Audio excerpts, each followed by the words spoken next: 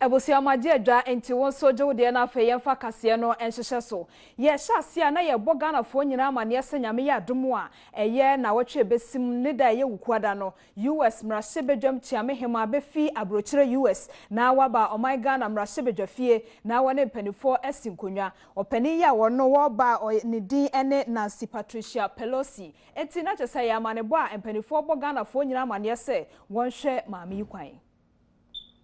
Abri openya o Adom kasia no ma hyebedwe fiu no nyamfo seche mensa bonsu ekasa dia fa America man no ma hyebedwem kasa ma fo nsrahwe a wo ba wo man mu no ode tudwa se eyade oba bedu akosia da na nyame ya adom a okuada ebe bosumi de to so duasa ba ko no baba ma hyebedwe fi ene abedwafo no akodi nkita ho wose ne nsrahwe ode be o man mu no ekadwumede bi a wo dia wato de ni year of return na ekoso ewo o man mu no. Right Honorable Nancy Patricia Pelosi is scheduled to address the House at 10 a.m. Accordingly, members are urged to be punctual to grant audience to our august guest. Speaker, the House is expected to adjourn sine die on Friday, the 2nd of August 2019. In accordance with Standing Order 160, Sub 2, and subject to Standing Order 53, the committee submits to this Honourable House the order in which the business of the House shall be transacted during the week under consideration. Speaker, the business from Monday to Friday. Yanamane bofo wo mrahye fi abednego asante siedu ne osofo hwama no nsem so munyamfo hyelia ye okobo twe twetwe nkomo mo no so kire mfasodi a maami nsrahwe a oba o man mu no yebenya ewoso. The Ministry of Tourism has, in collaboration with government, has declared this year of return, which is the 400th anniversary of the first slaves leaving the shores of West Africa to Virginia, what is now the United States. So they are being here. Nancy Pelosi and her large delegation of between 35 and 40 people will put the spotlight on Ghana. First of all, it's going to make the year of return very meaningful because it's going to draw attention to Ghana.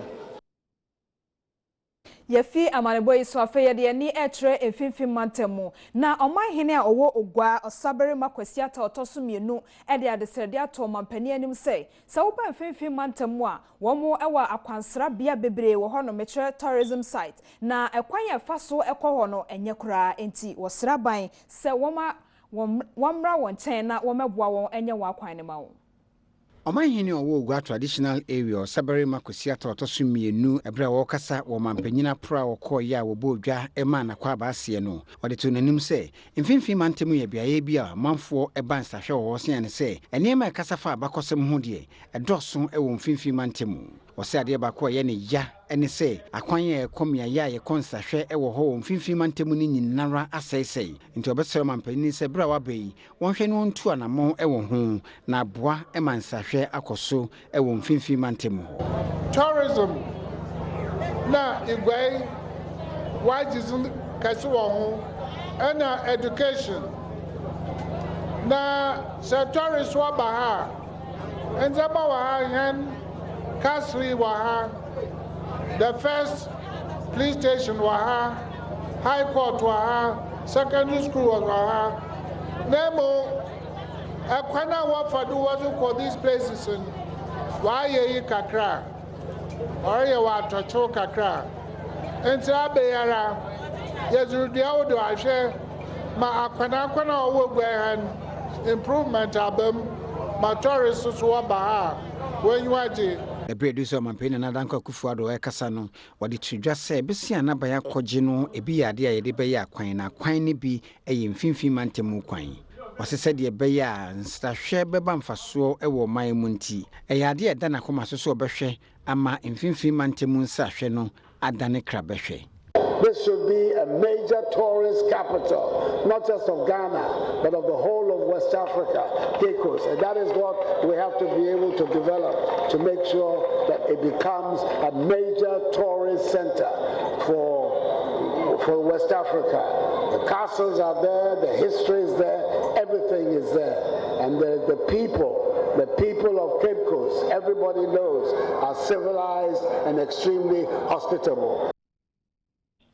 Kanemra Shebejani de Moma for war as Santia Chimnov, Nechitai Fortress and the Yeni Subambia NPP Penifo Edanadi, Ewasa and Peswana Sohono, and New Boso, and Nunti at the Copotia Womokasa Semino, Yentin Chimono. Alhaji Sule na kasama afode ma NPP amanyuko ni gitafo a wono wo Asante Achim na wona sama wo kan nyina ne se wono ntiase se party ni panyimfo wono mpesua ne so bebra owura kojo ba agiman se dwumedie biara party ni bedie no mema ne mfa no ho enhyemu bi wona se mpanyimfo anse se wona adwene wo de wo ye ne ho de a ene de besi e wo Asante Achim NPP ku ni mu no enya asem papa. Sibia esi ye party no ya esi fa party no amara eni ne hihye ye onu mu na ko mu sai aye executive so Asante Achim onu de theater bia ko ma yura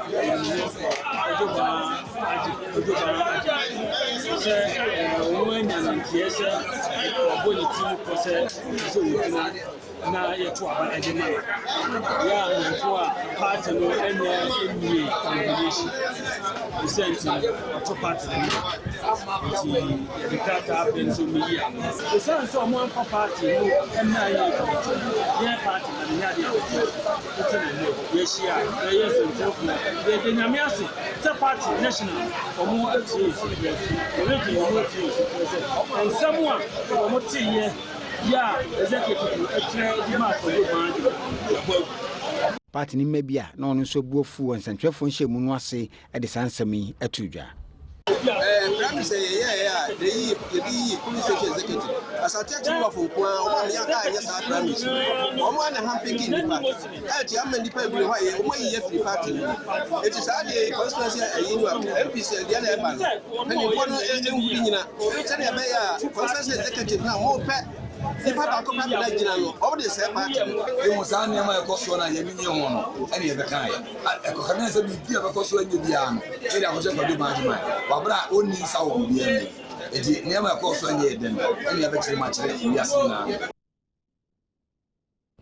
Omanfo a ewo esuojaman abeto mpeso aso a wondodo beye se ahanum 500 na emomo nyina nkasa de wondodo no ye ahansia edioson 670 na emu 500 di no mo nkasa keka wonsase agege sika ede ama owura bi a wofre no Paul Asare ansa wo kyerese wo sa papa emu gidie nti wo mo nkasa de se sika yi ta na chi se won konkofa enkrata na wonyina ewo NPP amanyokuo ni di mu na abato duru so wo mato no so aba na ono akosi wan ewo mrasebedwam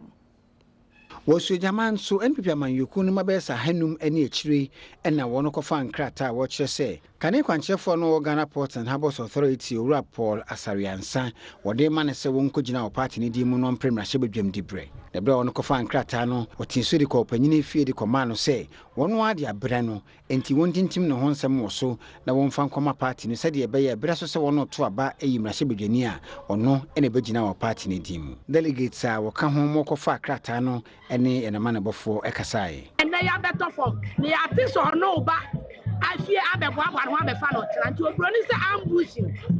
ene ye ambushi Paul asama na hu se ye MPP ma ye hia onu Paul no esi se de onu edene ye ho nti ene ye de form no e koma no opeo elections no obeko was 26 you know nipa ewo mi ade nyina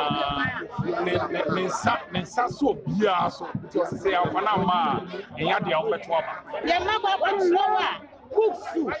mi wo dia menka for le ye bia ma ye when the police executive enye Paul and ye ni po se MPP esoja man MPP o ye go nsuga Paul na ebe yi ye mfi yo dia ma ye owura Paul Asariansa wono kofa krata ma no nso de tue nanim se wonni wonum hwamboda obegina na obegye akonya no ama MPP police station executives na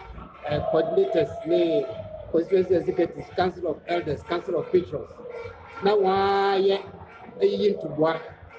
a quarter form so the premise say Michian among say was mammy. Now me kwaji seat no in free NDC for her. The family MPP. And say immediate 7%. Na Sasumana was mammy. Meso we de akoso wo asiojaman abato empeso aso fa yenyina no so na yentonkra eno achi ebeto aso.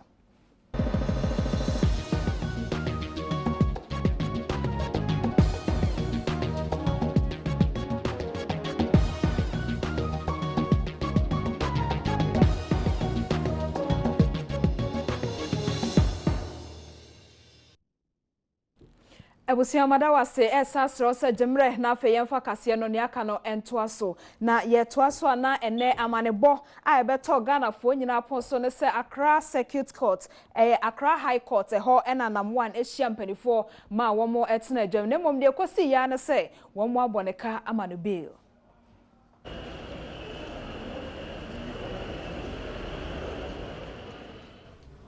So manfo beka yi a ebra na mwan bedu oman mu no siadifo ekofa no kosie won kokumu a ade kyenye wode ne kodina asenibia ebo no kwadu na kwadu no achi no etodwa se siade ne kosie ewa aban kokumu na ene eye bosumi de toso eduninsia no yesan so ade ne ko na aseni ne eto aso semeka sei yesan de na mwan ekogina asenibia ene a kwadu a ede bono no wonom to aso pani kohwe aposifo ene bambofo a na ewo court ho de enya asem ketewa na ne nam so ntia man ko ba asa ne se wono a wode won sika koto men's gold a ebesi ne won sankan ne bebre ekọ court ho na no na ma aposifo nso hu se behia se obayire bambom dendenden ewo asenibia ho joining samane bofo akable a okọ ho no ene men's gold edwedifo no bi etutu nkomo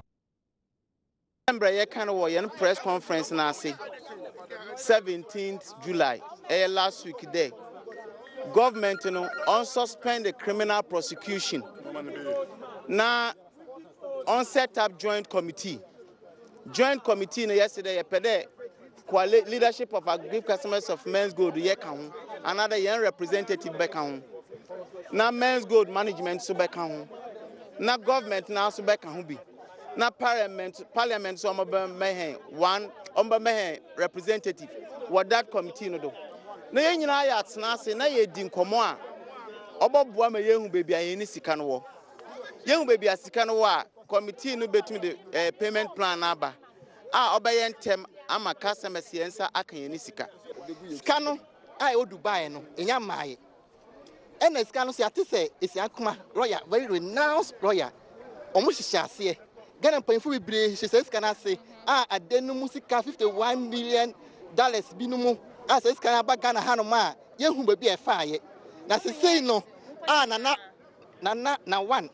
And up your mensa, 1 minute this case, we make us 1 minute. When you burn no. And just say, Cosme say Jessica, and I sabaka Jessica. Name mum, I did say a banano because case is just and we're giving you what I say, Cosme say they were panya for case in our friend she because when you say, Cosme say a back in cinema, a back in yes. And our own person back in the enemy swintino. What am I silent? And our name is good management. Any a buying kwan I say or more dedication. By the person catch up by say if government is for the people and by the people you stand by his people. Now the year make good customers here no on your mind. What we only for no ekasama for Edemanam 1 ma ono so de sansami etuja. Back to the CID office to make sure say you all the sureties no and we're able to meet the bail conditions no. If you're able to do that by close of day today no, which means say he's a free man to go home. Bese na watch mienu ntemni ene na watch etwa mu nyina Adom TV kase abowamane se edan bubuo bi koso dansuma Beach Road a sadan ya wo bubu no eya adan ya wosisi wo miaye a ensese wosisi adan mani partner ho na eno ena aban crash pani a wo eye empotem ho Ablekuma West ora George Bray ebo amane se wo ma wie se adwumadie no na emom na watch aye ba besim no wo dwumadie a wo de beto aso ne se wo beyiyi akam e wo sampotem ho. Ben na watch baako abetwam konni na Ablekuma West mensene no mpanimfoɔ ekobubu adan ahodoɔ bi a ɛwɔ Dansoman Beach Road hɔ no mo a esisi faako a eni kwan sɛ esisie na emra Adom kaseɛ de nani ɛkyerɛ hɔ no mo no na sɛ de biaye hɔ no mo asi ayɛ no anya de a ɛni kankra emra bankra chepani a ɔwɔ Ablekuma West mensene mu hɔ George Bray ne Adom kaseɛ ɛkasa no de to yanim sɛ obɛhwɛ na wɔtwa yebesim no wafiaseɛ ayiyi goat ahodoɔ a obubu adan egu mu no sɛ de ɛbɛyɛ a nsuo to a kofa osuyire bia emma oni yese ntwere ni kojo mensa aburampa edinko the roadmap hopefully by next week say you second phase of it where you be dredge I can say drain and it's quite a stretch. I mean, we are looking at about 300, between 300 to 500 meters until you dredge free asura sane abesia kwakoto and should be a wise home friend Jatapo. Yeah, dredge aquacotum, and my sabi, and shoot a tibua to me atene, and Mom Thomas and any person, your mom. Asanso Eddie, as a da, and my one or titim potem ho, so what to me at tia see, and my what to sa and amono. Now, or the cocobo and my wong, so one shana will move beer and fabi before Uncle Sifa Qua, or Bepamo wong if free. A man for tea in Noviase. Footwear, Madame Momona say, oh, I won't say could see beer. Na e kana wo bono because once ya clear ho say e ba be say duma no ho de min to bia for say on fa plywood kura nkonko bo be bia e say o top plywood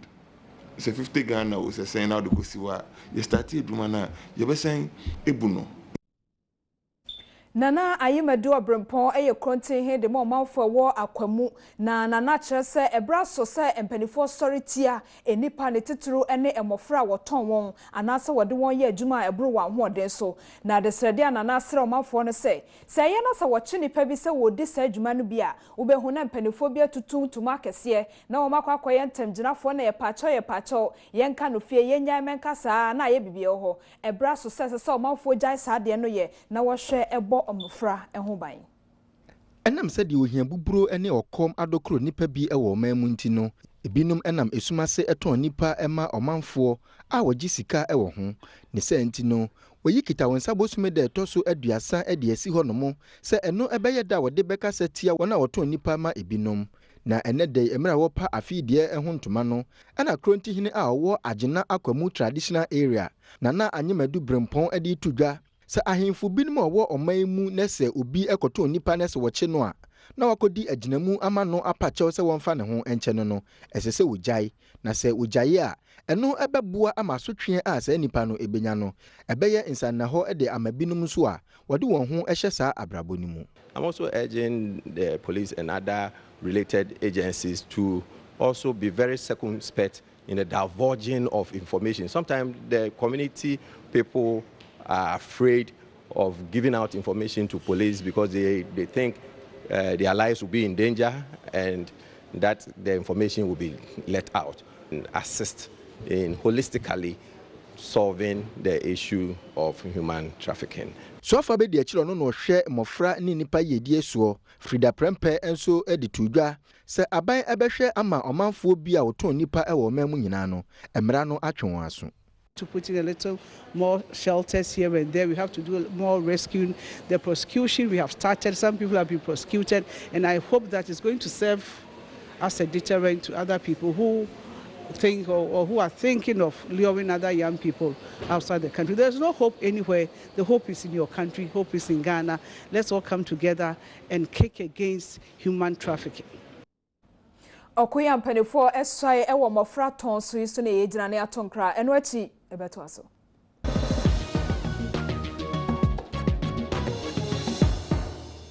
Medofo asedana na megoso de ma sa wo hwe Adom TV kase na ye to aso ewo apomodem nsemo Dr. Joyce Ayi edi adesede to Ghana fo anim se wo mo aban no na ajanan basa omafo ja won na gu babi basa na no ede yare bre omafo no aban no entumi nto ase. It must be the Akasa for neglected tropical diseases whom Ajumedi no Reverend Dr. Joyce Ayi, our ambassador, the man neglected tropical diseases no at Ghana this year say, Yemfa any more entire bench, he said, ye beya, ɔko a ɔman yi ko ti ɔmanfo wogya ne nan basa ɛwɔ mmɔnten so no yɛbɛtumi asia no maame kyerɛ mu a amansan kabom kuo ne fan hwɛ nkɔdaa yi edi ho nsɛm so mekyerɛ United Nations International Children Emergency Fund no nhwɛmu ɔmo ayɛ no ada yɛde pɛfɛɛ sɛ gyana a yɛkɔ no basa mmɔnten so no ɛde ɔhaw kɛseɛ ba nti sie na yɛboa ne asia no a yɛapɔmden ɛwɔ ɔman mu ɛbɛnya nyina so sɛ ahonidie adeɛ bi a sɛ yɛde ka yɛabrabɔ ho a ɛbɛboa papaapa ɛsiane sɛ elephantiasis sei no mosquito yi a ɔka yɛ ma yɛnyɛ malaria yi ɔno a na ɔde ba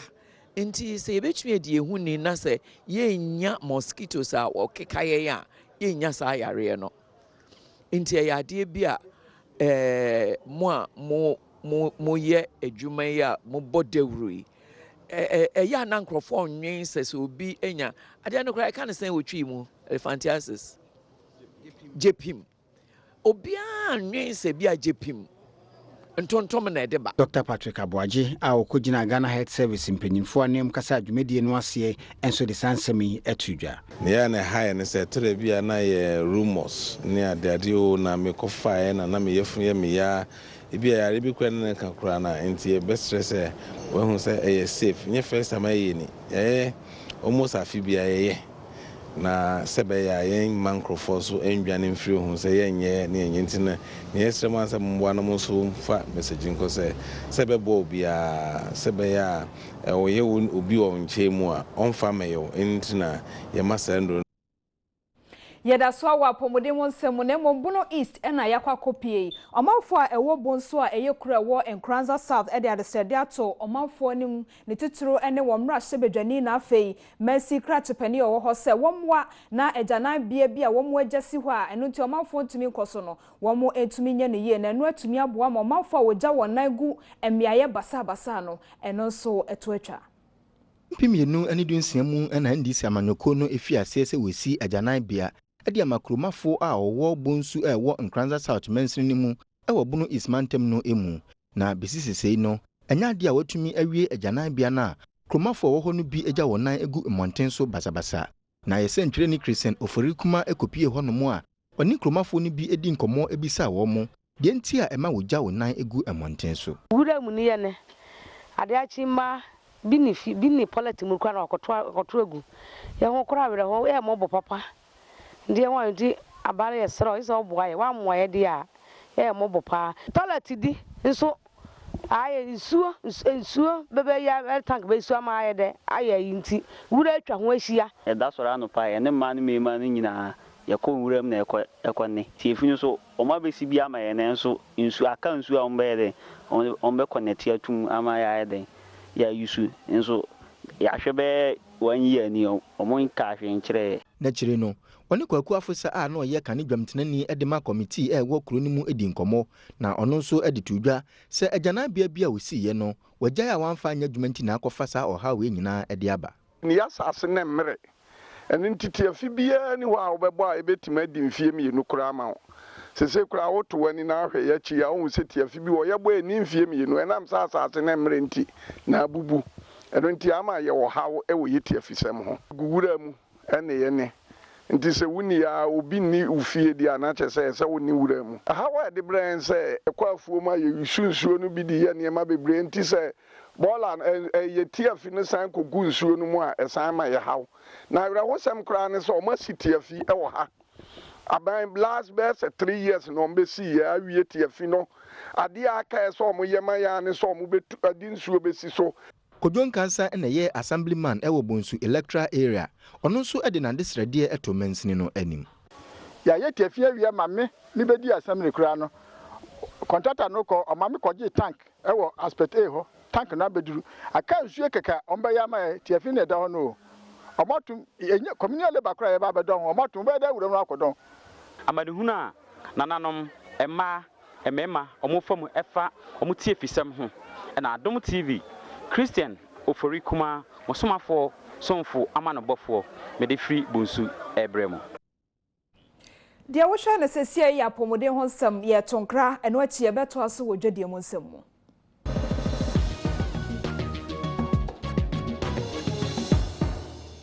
Yeda nyume kwa wonde wedwa tode asokase ya se ase na yeda GTP nso ase pa afisa no ena weframentuma na babra nso wo alajo wapam ahyeme kama meka wo se bia na woni adaje adbehwe TV a kase obenya kwan na wahwe wo YouTube Facebook and afi adomonline.com. Ye to aso ewo edwadie mo nsem mo. Eye Ghana fo anim sem se ensentrofo and afi aban no etu galamse tu so sa ewo memu. Na afi no mampani kire se gro bi asese wo ye galamse anase wo tu fam gudie ewo ho no. Waye ho hyehyeye a ekwan beda ho ama dwumadi etisa abekoso. Okufuado de tumpanyinfo no wona wo hye mu nyina anim se ne enti a wono tu anamon boa ma omanfo no mpatemu atumi aye adwuma wono sabekọ wana no ewo gold tu ho no eye bra wono bra esemema obi ansan nsuo na won sanfa kwan bone so emfa entu asase tiremu mfudie wose illegal mining na ye galamse ni ade na esen sase yensuo eni nyapade ade bi eso beba mfaso ama oman and our ministers, the interministerial committee on mining. They want to drink a camboma and then side to Macassia Baby Pure community mining. I have mining. Yababe no Pampaso and Braquanso, and Mabe say a Japan. When I go on a Medana, said, say,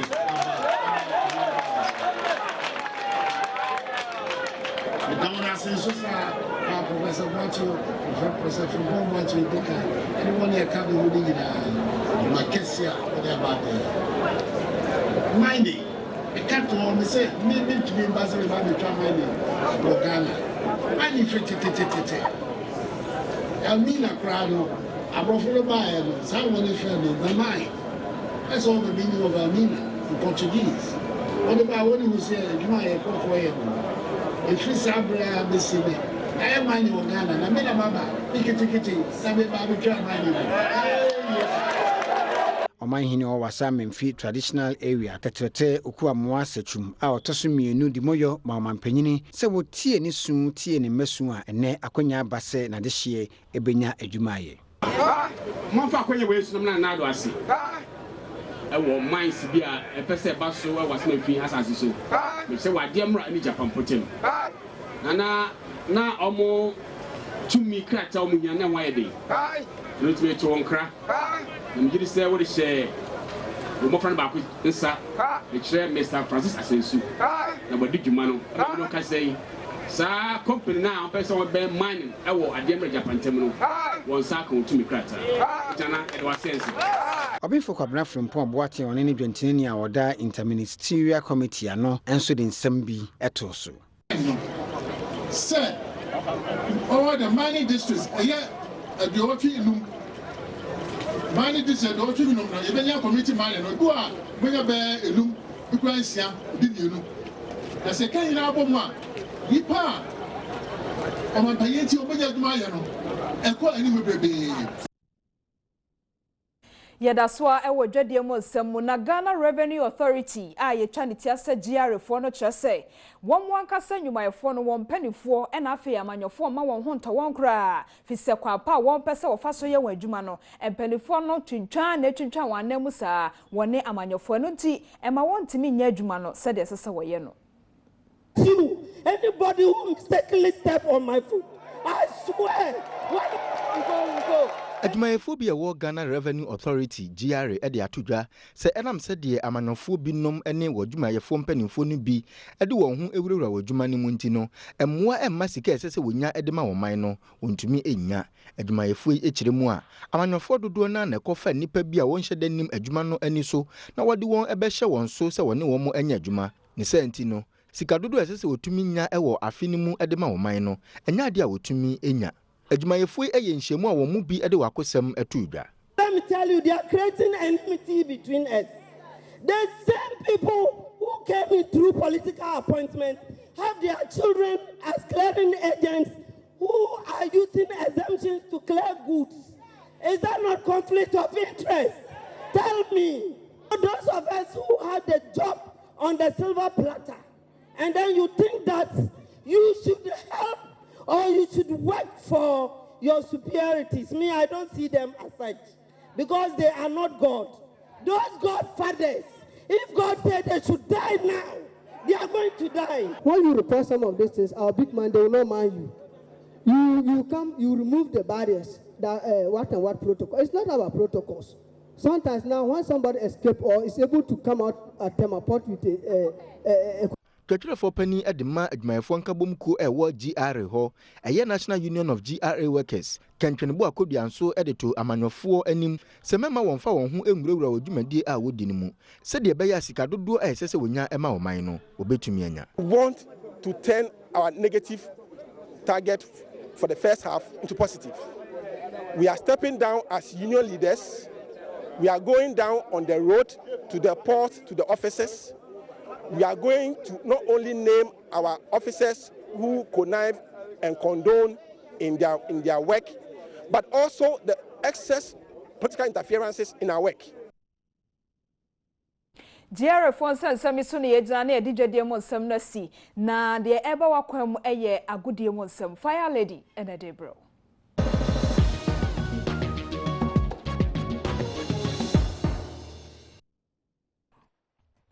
Mama cover the bag we can see. So maybe some man of fire lady or job lady na nadu dankwa.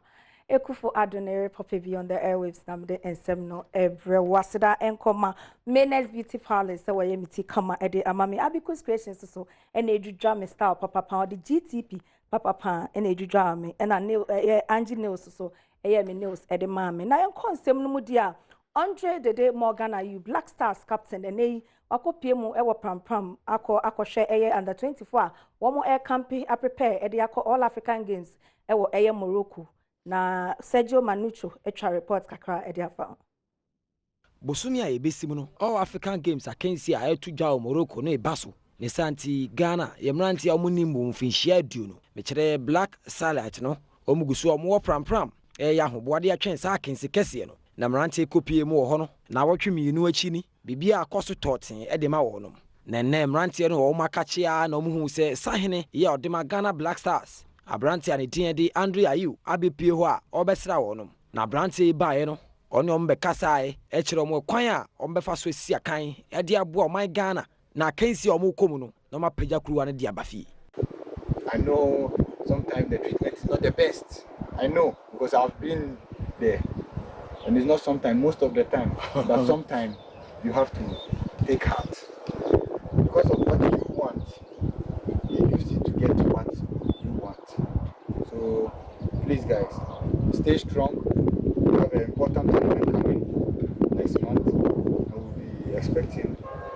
a lot from you guys there. So some will go, some will not go. That's football. That's football. But if you give up, that'll be your end. If you don't make it, who said that tomorrow is not yours? There's All Africa, there's Wafu, there's Africa, there is World. Some people miss all and only go to World. Some people play one and that's where their chance will come. Everybody's road is not the same, but you can have the same determination. And when you have that determination, I believe that. Enchaye ena ye call nation scapa yankwasi aga ene ye ba Ghana amanfo pre ene ye mpam coach ye mpam players ye mpam we Ura Titus Glover wono ene deputy minister for air transport and also a member of parliament at the Matema East in Pesueso was say one de water air coach kwesi apia chipa sanse one ye boni bia one mo aye boni nankasa wo ho nti coach kwesi apia de emeye mpam no. There are a lot of people who are calling for the heads of the manager and for that matter the coach, which I disagree with them. We are doing this because at the end of the day, we'll come back and say that there's a need to go for a foreign coach. I totally disagree on those who want to make that argument that will land us in getting a foreign coach. 4 of the coaches that have won the cups in this country are Ghanaians. So even if there are flaws, even if there are mistakes, and we all know, watching from our offices, from our rooms and our bedrooms, was sometimes about the late in changing some of the players and all that. But that's not mean that he's a failure. This is a Ghanaian coach, and you must have full confidence and believe in him that he can deliver. Egusua wa Egypt sense mu na ukopie mu supporters ekopie mu wa Egypt no. Dodo na aba ebi soso egusu wa Egypt ho yɛse ebi bɛba August ne ho kro ne bai a yɛwie competition no na honorable Isaac Esiama sports minister was say ensem ni nyina enim na supporters no wo mo yɛ okay a ɛyɛ na ɔtwe awie ya te sɛ ne kɔpem kwasi adade wo mo amaka nyina ebeba. Mr. Speaker, also supporters are not stranded anywhere in Egypt. Mr. Speaker, the fact should be told. Visas were issued on individual basis. They went for their individual visas, so we couldn't have all of this in a group to organize them. So they went in batches. So their return ticket is being determined by the flights. And as we speak, those who are there, they are being well catered for. So Speaker, it should be a record. And the supporters will testify. This is the best well-organized supporters ever. It has never happened before. It is the best well-organized supporters for any tournament. The record is there. They will tell you, they are there. It has never happened in our history. Me first da Emma Cone Cosmetics say wo mo Emma makeup products ma ye de makeup ma touch of kumbe so wo fi ha ya Stella papa wono so makeup e de ma me Menes Beauty Palace wo Swan Lake importing mo betimi afre no 0244211106 na waye uti kama e de ama Abicus Creations so ebe pam watare kama e de ama e na GTP so adom yen ntoma papa Angie Studio so be nails e de ama wo mo e na ebo mechidom ama nei bibia kama mame ho ye fe mame di news na ebrew Sergio Manucho na maulimo so ebo mechidom Mr. Dodu ene try kama Lady Diamond papa bi to aso de aka no abrew.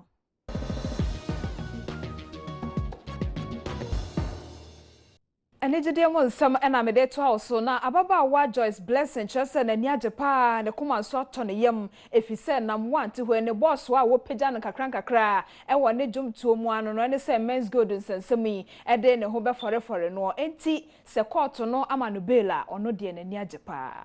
Ghana Jumtini ba ne dine Joyce Blessing na de atu dwase ne ni agye se sisi ade kwankyerefo panyini a woda men's gold adwuma no ano na apia mensan bɔ ne mrane nam wan no na se mu okopie court mpanyimfa agye panie miama ne beli wɔsesa bre yi a wabe feedi wogidi yie se obetoto niema na wɔno mu a wɔn sika akodi ne ho ne nyinaa no otumi atuatua de ama wɔno ɔbro no yini aba sandaka produce nkomo no wɔse ebi mu wɔno kasa waba fam wɔ ne dwumadi a wodie mu no ɛnyɛ saa na tie na afei na mansan nyinaa tene nkano no hunu betumi aye pa e woni nyumto dwumadie mu meyi nam wana ma na me free xylophone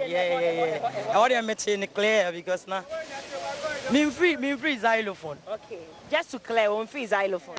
onyi nam wana mai 4 years contract yenyina eni biesi wo Ghana nya fi na mbe chirechire enti se wo ye adwuma na bia BBC a you have to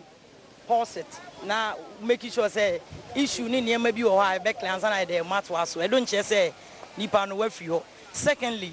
minim kadami pe nipa koro ma bisa no e de ne de na kire se wayi obi ama by na when you barely how do you feel about the whole thing? Many achi because me unten hu mi say me tretre niam bebre o mi page and I unten hu say me ye nwoma tia obi we ye ungrateful and that no I don't do that. De me ye empaibo unsa de bi wo ha nipa wa ho odi ntumi nye ene me bi wo no ma e aban asem on